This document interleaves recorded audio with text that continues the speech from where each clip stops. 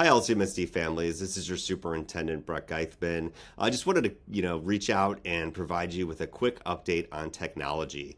You might have seen we've had several board conversations about technology. We've had a parent coffee chat. And if you've taken the LCAP survey, you've also seen we have technology questions in there as well.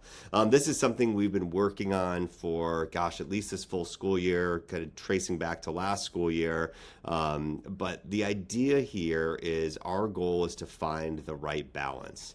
So what is that balance between use of technology and non-tech time, taking a look at research, taking a look at feedback from stakeholder groups, and really, again, trying to find and strike that right balance where, again, the ultimate goal is to accelerate and enhance student outcomes. And just want to share what our process is and a few quick updates on that. So I think where this begins, I'm going to go back here. Let's see if I can actually, there we go. Okay, so I think this all goes back to our vision. So last year we engaged in our Vision 2036 process. It's 2036 because there's a lot of research that shows if you want to dream big and have aspirational goals and vision, you at least need to go 10 to 12 years. So we partnered with Prospect Studios, a design firm out of San Francisco, and engaged in this year-long process. Basically, the way that this works is, again, we had 1,200 inputs, which ultimately landed on creating our graduate portrait, which you can see right over here. Those 7 icons represent the knowledge, skills, and knowledge, skills, and dispositions that we want graduates from Hall Middle School to take to Redwood High School and beyond. Now, if we want certain knowledge, skills, and dispositions to be true for our students, we also need to have specific knowledge, skills, and dispositions to be true for the adults that work with them every day. And that's what's represented here in the adult portrait. And then finally, if we want to support the adults to ultimately achieve those student outcomes that we're setting out for, we need to take a look at the system portrait. So those elements represent what in the system might need to change to support the adults to ultimately achieve the graduate portrait. While this vision looks amazing, right? If you look through the documents, I think they're highly professional, again, very polished. But they don't do anything if they just sit on our website or sit on a piece of paper. So what we decided to do as a district is right after this was board approved, we created a strategic planning team and we came up with our 2025 through 2030 strategic plan. So basically we looked here at the system portrait. You'll see it on this side, and we identified specific actions that we're going to take to then start to achieve or actualize those goals around the graduate portrait. One thing I want to point out in terms of technology, a lot of our conversations were grounded in technology last year. If we take a look at this system portrait, right, ethical technology integration, one clear goal that we had in that particular space was really taking a look at that scope and sequence that I'll show you in just a minute, reviving our tech committee, and really taking a look at what that screen time balance is in the classroom. Another aspect of this that came up in technology in this process was real world scholar. So parents, students, teachers and staff, other stakeholders stress this idea around students being able to be high functioning and navigate through a technology-based world, and that was part of that real world ready scholar. So I'm going to flip over again to the technology scope and sequence. So again, one of our goals for this year is to work on this tech scope and sequence and specifically identify what is that student device screen time, how are we going to incorporate AI, again, the overarching goal, what is the balance? Right, and this is a draft. Hopefully you took the LCAP survey. This was linked there. You could provide us feedback. We're going to be taking this, back and forth between not only our technology committee, but also the technology task force that we're developing here in LCM. Okay, so one thing that I also just wanted to share in this video today was about our process. And so one thing I can guarantee, there's not many guarantees, right, in this world, but one thing that I can guarantee is that if you are an effective school district or a high-functioning school district, it is continually evolving practices. So that means there's constant change, and I think that's what makes us grow and do things better.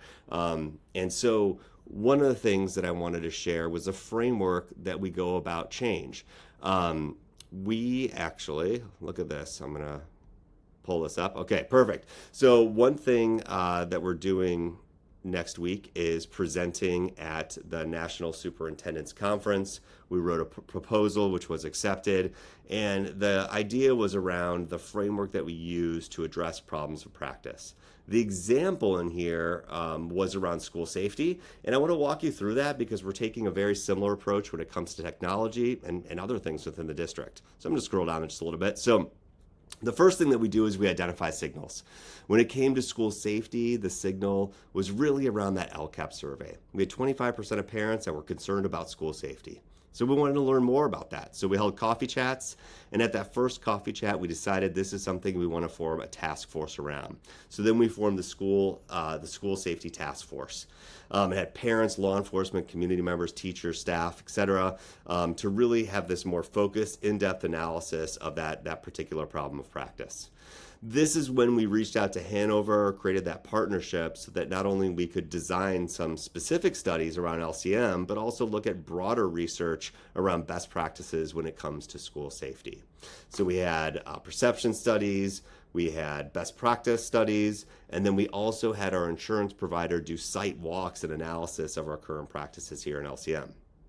After all that research was done, what we did was create something called a gap analysis. And so a gap analysis is where you take a look at what is the best practice that's been found in the research, what is your current practice, and then for spaces that your current practice isn't aligned with that best practice, then what you do is you create an action plan as to how to address that specific gap. So as you know, we've had this action plan in place for a couple years now, and we did it by semester, right? What are manageable steps that we can take to bridge those gaps that we identified in that specific school safety analysis? And as you probably know, we're nearing the finish line on this. So this isn't the only time we've used this type of framework. If you remember Hall's standards-based grading, we did a very similar thing. We identified signals, right? We heard anecdotal feedback from students, from families, from staff. We created a full-on focus group study. So we had coffee chats too, but then we had student, staff focus group studies. Parents participated. Redwood participated, right? We had students and staff and parents from Redwood. Did this deeper dive. We had a group that took a look at those particular data points, and then ultimately decided to evolve our grading practices and move into, again, holding on to our equitable grading practices, but shift back to the A through F reporting model. And again, that was all through this identifying of problem and practice and this framework here. So I wanted to share this. I thought it was very relevant. We're doing a very similar process when it comes to technology. Again, our signals, right? We have some just community members, parents, really wondering, like, how much screen time should we have? When we went through the process of LCMSD 2036 and we're talking as a group about the future of technology, we too, as a district, were questioning how much technology is the appropriate balance and that in place. And so on the LCAP survey, we're gathering more information. We have the task force. We've had opportunities at the board, and there's also coffee chats to give input, and there will be more in the future. We're already designing a study with Hanover to then go ahead and measure this even further within LCM, and we are accessing their best practice research that they have in place. So more to come on this. Just thought it would be helpful for those of you that weren't able to attend a coffee chat or attend the board meetings. Thought this would be a great update. Again, thank you for participating in the LCAP survey. More to come on this. Appreciate all of your support.